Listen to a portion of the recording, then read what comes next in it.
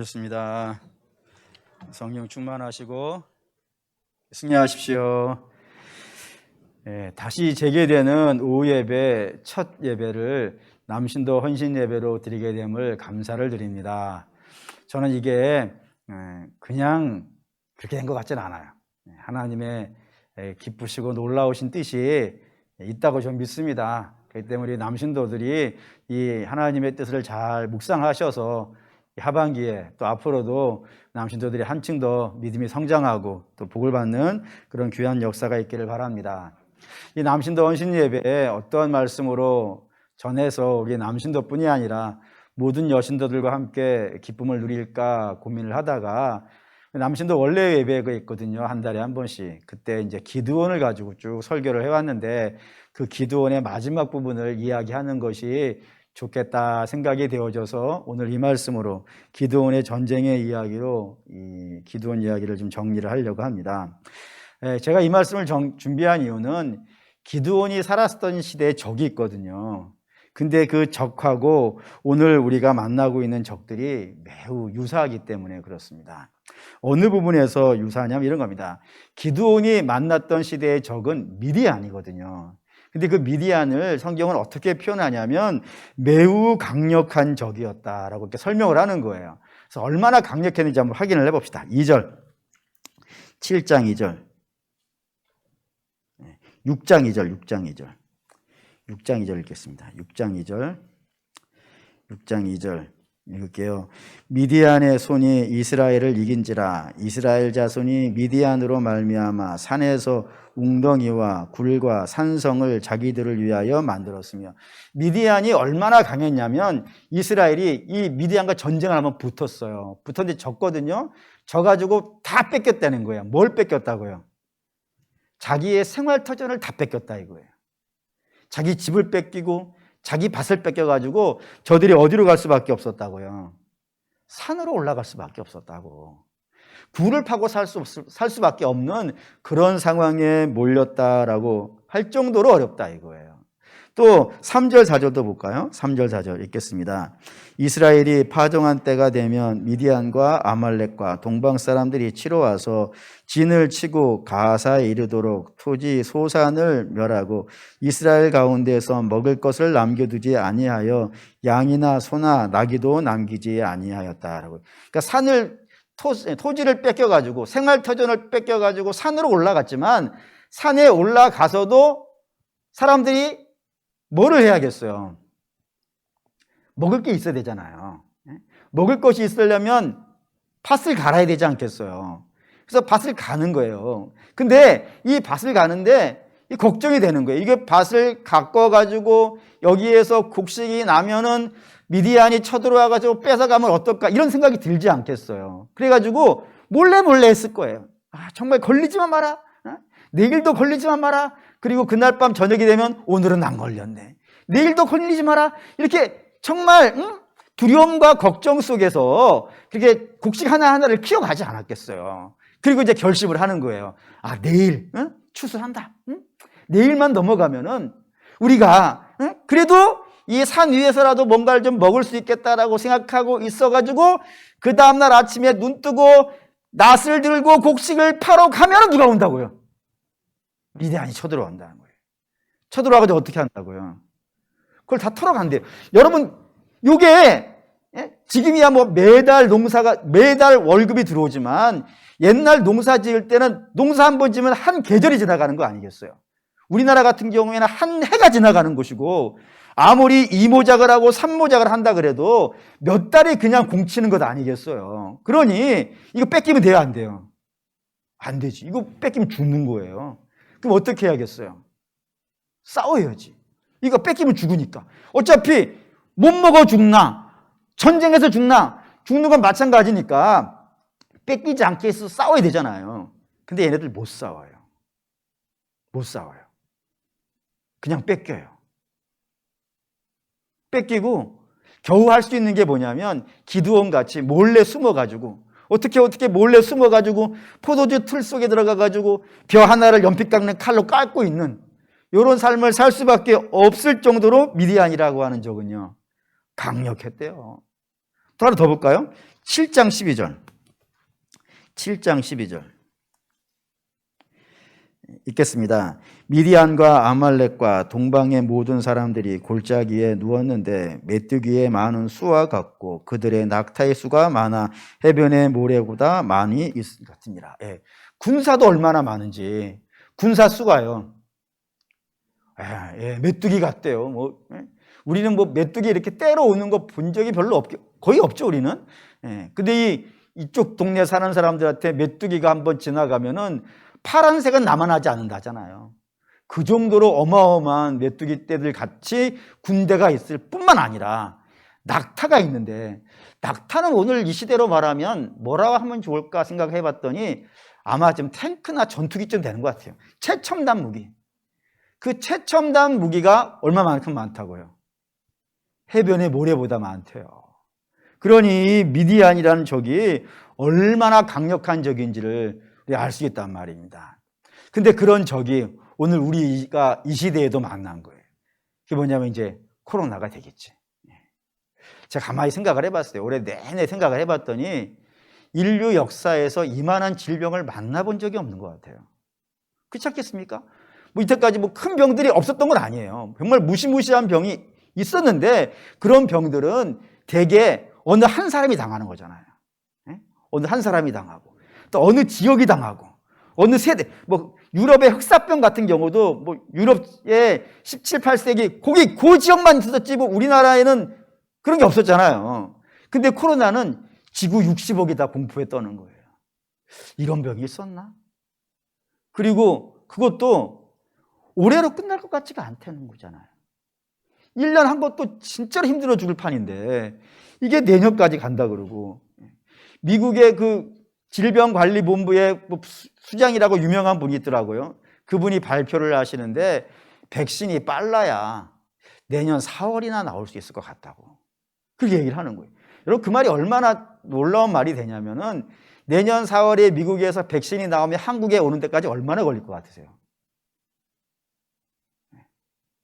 그리고 온 국민이 그걸 다 맞으려면은 그것도 얼마나 걸릴 것 같으세요? 줄 잡아서 한 3, 4년?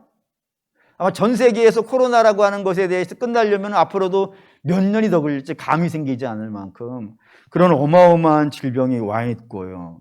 근데 이 질병이 무서운 건 병 자체도 무서운 것이지만 진짜 무서운 거는요, 관계를 끊는다는 거예요. 그래서 우리가 지금 악수를 못 했죠. 혹시 그리우신가요? 저하고 악수 못한 것이. 그때 지금 전화도 하셔가지고, 목사님과 악수를 못 해가지고 인생에 재미가 없어요. 아직 이런 분들이 없었어요. 하지만 그래도 기쁘진 않죠? 고개라도 끄덕여 주셔야. 예? 어쨌든 그렇습니다. 악수를 못한 지도 오래됐고, 예. 심지어는 서로 비난도 하잖아요. 누구 때문에 병이 이렇게 돌고 말이죠. 예. 서로 못 잡아먹어가지고 안달이 되어주고, 그리고 가족들도 만나기 힘들지 않습니까? 저도 이번 추석에 부모님 오지 말라 하시더라고요. 그래 가족과의 관계도 끊어져서 전화로만 끝나게 되어주고, 수많은 중소기업 하시는 분들이 어려움에 처했다는 거 우리가 잘 알고 있잖아요. 근데 그것도 정말 무섭죠. 정말로 힘든 거지만 진짜 힘들었던 것은 예배 못 드림이 아니었나요? 네. 이게 정말 힘들었던 것 같아요. 이게 왜 힘드냐면은 옛날에는 예배를 못 드리게 할 때 누가 못 드리게 했어요? 악한 자들이 했잖아요. 악한 정권이라든가 하나님에 대해서 극렬하게 악을 가는 그런 사람들이 그렇게 했어요. 근데 지금은 그게 또 아니잖아요. 망나란 정권도 아니고 그렇지 않습니까? 정당한 사유로 맡고 있다 이겁니다. 그래서 옛날에 이랬어요. 옛날에는 교회를 가면, 예수를 믿으면 네가 죽어. 그러니까 너가 살려면은 예수 믿지 마. 이런 얘기였잖아요. 그래서 그때는 어떻게 했어요? 죽으면 죽으리라. 이랬지 않습니까? 근데 지금은 그런 얘기가 아니에요. 지금은 너는 죽어도 되는데 너 때문에 우리가 죽지 않게 해달라는 거였어요. 쉽지 않죠. 정말 만만치 않은, 정말 우리 인류 역사에서 이런 문제를 기독교 역사에서 이 정도의 문제를 만난 적이 과연 있었는가 할 정도로 굉장히 어려운 시대를 만났어요. 그래서 미디안이, 기드온 시대에 미디안이 있었던 것과 마찬가지로 우리 시대에는 코로나가 이 미디안 같이 위협적이고 또 공격적인 그런 모습이 되어진 건 아닌가 생각이 들어간다 이겁니다. 근데 이럴 때 우리 어떻게 할까요? 이게 고민인 거예요. 1년 내내. 어떻게 할까? 뭐 당연하죠. 기드온이 미디안과 싸워야 하듯이 우리도 이 시대하고 싸워야 되는 게 마땅하지 않겠습니까? 그럼 어떻게 싸울까? 어떻게 싸울까 고민하다가 오늘 본문에서 총 모두 4가지, 이 시대의 성도들이 4가지의 모습을 좀 가져야 되지 않겠는가라는 결론을 얻어가지고 오늘 이 시간에 전합니다. 그렇기 때문에 뭐 당연히 남신도는 말할 것도 없고 우리 여신도도 이 4가지가 반드시 필요합니다. 꼭 기억해 주시는 마음에서 보겠습니다. 첫 번째는 7장 2절입니다. 7장 2절 읽을게요. 여호와께서 기드온에게 이르시되 너를 따르는 백성이 너무 많은즉 내가 그들의 손에 미디안 사람을 넘겨주지 아니하리니 이는 이스라엘이 나를 거슬러 스스로 자랑하기를 내 손이 나를 구원하였다 할까 함이니라. 기드온이 전쟁을 하려고 모든 이스라엘에게 명령했습니다. 이제 우리가 미디안과 싸우려고 하는데 각 지파별로 군대를 내놔라, 군사를 내놔라 이렇게 명령을 한 거예요. 그러자 각 지파에서부터 사람들이 모여들기, 군사들이 모여들기 시작했어요. 그때 모여든 수가 총 몇 명이었냐면 18세에서부터 60세까지 전쟁에 나갈 수 있는 군사의 수가 32,000명이었습니다. 적었을까요? 많았을까요? 한번 옆에를 보시고 32,000명이 많을까요? 적을까요? 많죠, 당연히. 많은데 미디안 족속에 비하면요, 아무것도 아니에요. 해변의 모래알 같지도 않아요. 메뚜기 떼는 말할 것도 없고요. 너무나도 적은 수예요. 그런데도 불구하고 하나님이 이 수가 어떻다는 거예요? 많다라 그러시는 거예요. 많다. 왜 많을까요? 그 많은 게 왜 문제가 될까요? 그 이유는 성경이 이렇게 얘기하고 있어요. 이 수가 많으면 전쟁에서 이겼을 때에 그 공을 누가 가져간다고요? 사람이 가져간다고요. 그러면서 하나님이 이 전쟁을 하시는 목적을 분명히 하시는 거예요. 이 전쟁을 하는 건 단순히 이기는 게 목적이 아니에요. 단순히 미디안이라는 족속 자체를 이기는 것이 이 전쟁의 중요한 목적이 아니라 이 전쟁의 목적은 그동안 이스라엘이 잃어버렸던 믿음을 회복하는 전쟁이란 말이에요. 이전까지는 세상을 따라 살아가는 것이 승리하는 길이라 생각해서 이스라엘이 하나님이 아니라 세상을 따라갔다고요. 다시 보시죠. 6장 1절 6장 1절 읽겠습니다. 이스라엘 자손이 또 여호와의 목전에 악을 행하였으므로 여호와께서 7년 동안 그들을 미디안의 손에 넘겨주셨으니 이들이 하나님 앞에 범죄했다고요. 성경에서 범죄라고 하는 건 단순히 뭐 훔치고 빼앗고 이 정도의 개념이 아니에요. 성경에서 죄를 지었다는 건 불신의 죄예요. 하나님을 의지하지 않는 죄예요. 하나님에게서 우리는 공급받아야 되는데 하나님에게서 공급받는 걸 끊어버리고 선악과에서부터 공급받겠다라고 하는 그런 마음 갖는 게 범죄란 말이에요. 그러니까 이스라엘이 하나님이 가나안에 이스라엘 넣어주었을 때는 가나안 들어가서 뭐하라고 넣어주신 거예요? 믿음을 가지라. 하나님이 이런 분이니까, 하나님이 애굽에서 가나안 넣을 수 있는 분이니까 너희는 이 가나안에서 하나님만 의지하고 하나님만 바라는 백성이 되라고 명령하신 것인데 이스라엘은 가나안 들어가서 세상을 닮아버렸다 이거예요. 세상하고 어울렸고 세상의 방식을 따랐고 오늘 아침 이야기로 말씀을 드린다 그러면은 이기는 걸로 우리 주님은 사랑과 희생과 섬김과 겸손으로 상대하라 그러는데 남을 누르고 짓누르고 이거 세상의 방식이잖아요. 그 방식으로만 살라 했단 말이에요. 하나님 말씀을 의지하고 살라고 했는데 세상의 물질을 따라 살라가고 이런 식으로 하나님에게서 멀어진 것에 대한 벌이었기 때문에 하나님이 먼저 회복하기 원하시는 것은 이들이 하나님을 온전히 믿기를 원한다 이거예요. 온전히 믿기를 원한다. 하나님만 의지하고 하나님만 바라는 백성이 되기를 원한다. 이거를 이 전쟁을 통하여서 하나님이 이스라엘에게요 알려주고 싶은 거예요. 믿음 회복하는 것. 이 전쟁의 목적은 믿음 회복이에요. 그와 마찬가지로 우리 남신도들에게도 이 시대에 가장 중요한 게 뭘까요? 믿음이라 이거예요. 이게 우리 남신도에게 오늘 이 시대에 중요하냐면, 우리 남신도들은 솔직히 말해서 다른 게 좀 있잖아요. 예를 들어서 힘도 좀 있죠. 지혜도 좀 있죠. 사회적인 기반도 좀 있죠. 그 물질도 좀 있죠. 그래서 남신도 되면 회비를 못 내는 분을 못 봤어. 다 빼놓고. 여러 가지 사회적 기반들이 좀 많이 갖춰져 있어요. 그러다 보니까 자칫 잘못하면 그런 거를 의지할, 하나님께 기도하기보다는 누군가에 가서 부탁하기가 빠르잖아요. 누가 거기 섭외하고 지인도 많을 것이고 또 도와줄 수 있는 사람도 솔직히 좀 있죠. 저 사람만이 날 좀 도와주면 이 문제를 좀 해결할 수 있을 것 같은데 라고 생각하는 여러 가지 것들이 많이 있을 거라 이겁니다. 근데 물론 그게 중요한 부분이 아니라는 건 아니겠어요. 근데 우리가 정말로 중요해야 되는 것은 우리 하나님에 대한 믿음 아니겠습니까? 이 시대에 좀 믿음이 좀 불타올라야 되지 않겠습니까? 하나님이 해결하실 수 있는 것이니까. 하나님이 우리를 가나안 넣으실 수 있고, 하나님이 우리를 죄와 사망에서 건져내실 수 있고, 하나님만이 우리에게 복을 주실 수 있고, 이 중에 하나라도 아멘이 돼야 될 텐데, 그렇지 않습니까? 하나님만이 우리를 천국에 넣어주실 수 있고, 다 모든 것 귀한 건 하나님께로부터 나오는데 하나님이 아니라 우리가 다른 것들을 의지하는 부분이 없지 않았었는가 돌아볼 필요가 있다 이겁니다. 그래서 이 시간을 통하여서, 이 어려운 때를 통하여서 우리 남신도들이 이 하나님에 대한 믿음을 좀 더 강력하게 좀 회복하셔가지고 가장 기도 많이 하는 사람, 가장 말씀을 잘하는 사람, 그런 권세를 우리 남신도들이 회복하시기를 주의 이름으로 축원합니다. 솔직히 저는 우리 남신도들이 몇 번 이런 얘기 했어요. 야곱에게 12아들이 있는데 그 12아들을 축복해 준 사람은 레아도 아니고 라헬도 아니에요.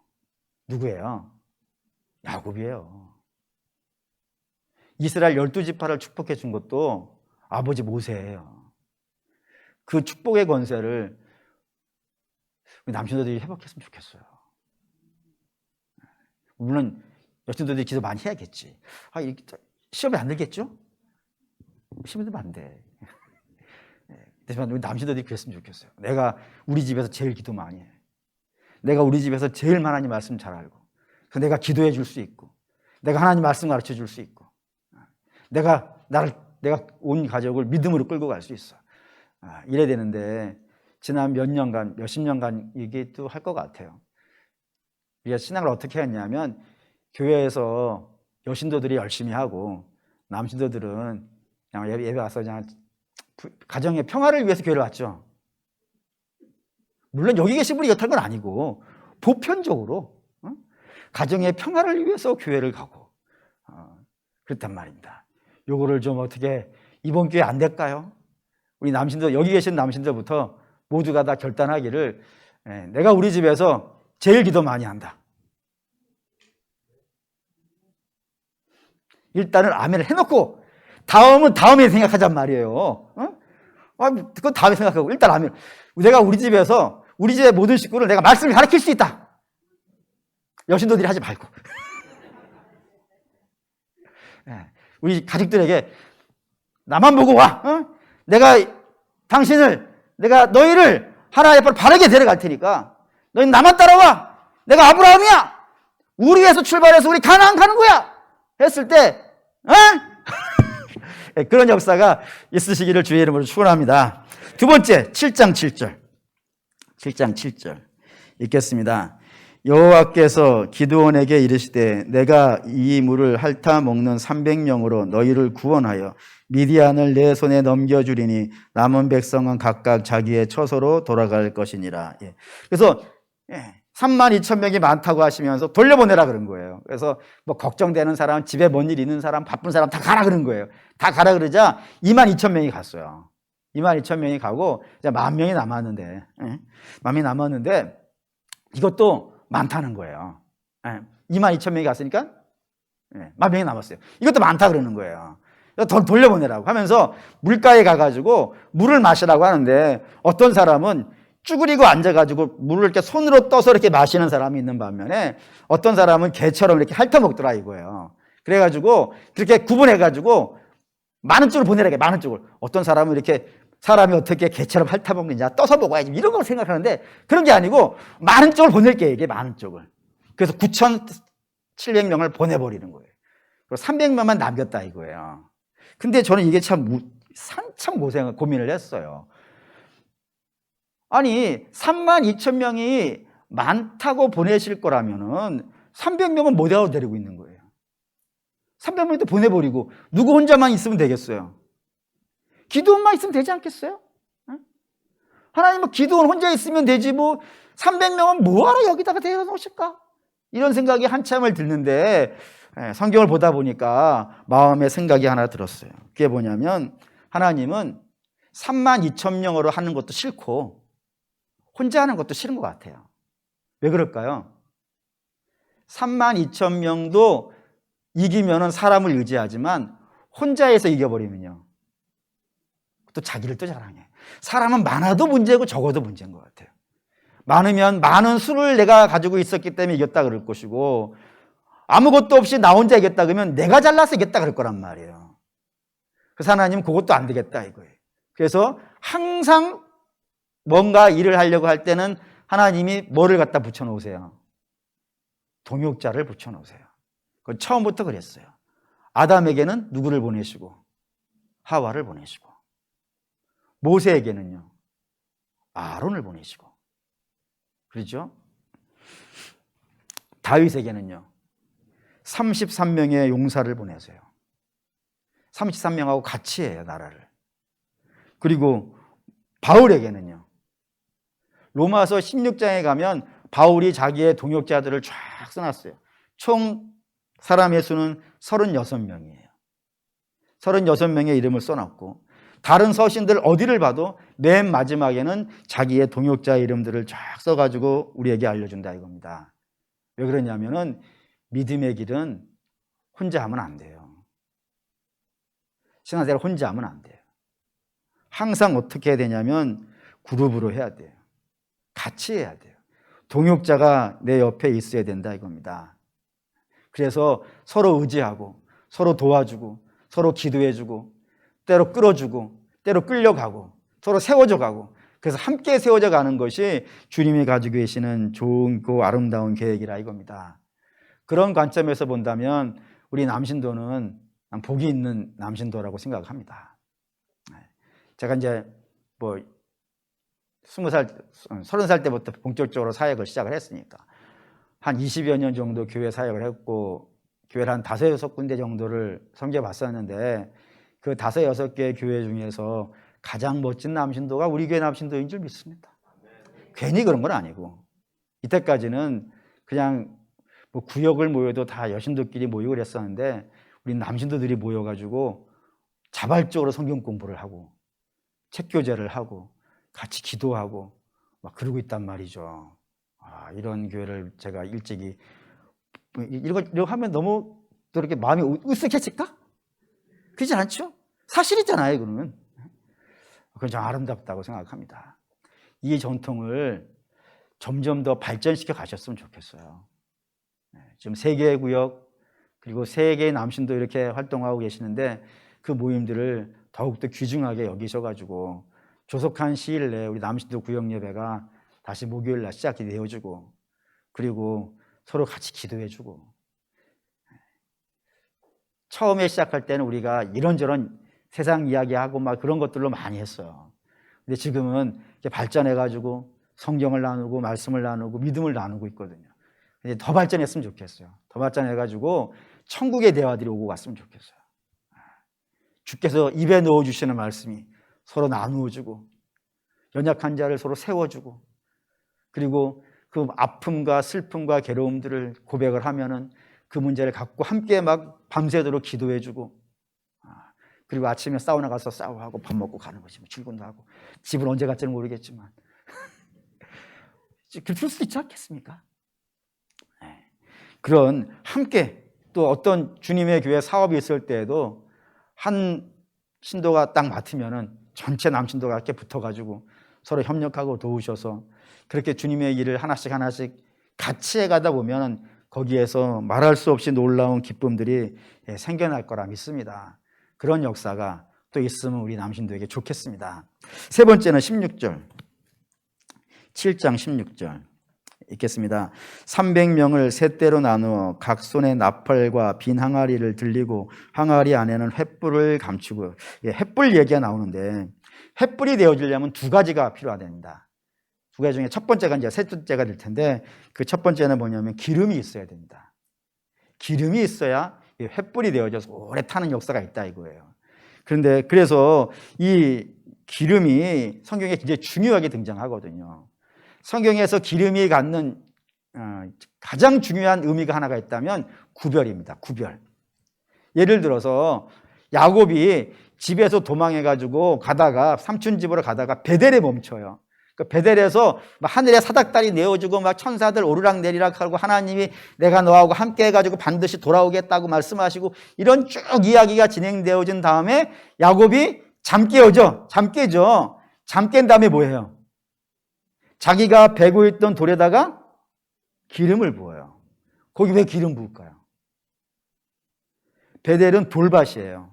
전체가 돌밭이에요. 수많은 돌들이 있어요. 근데 그 중에 내가 기름 부은 돌이 있는 거예요.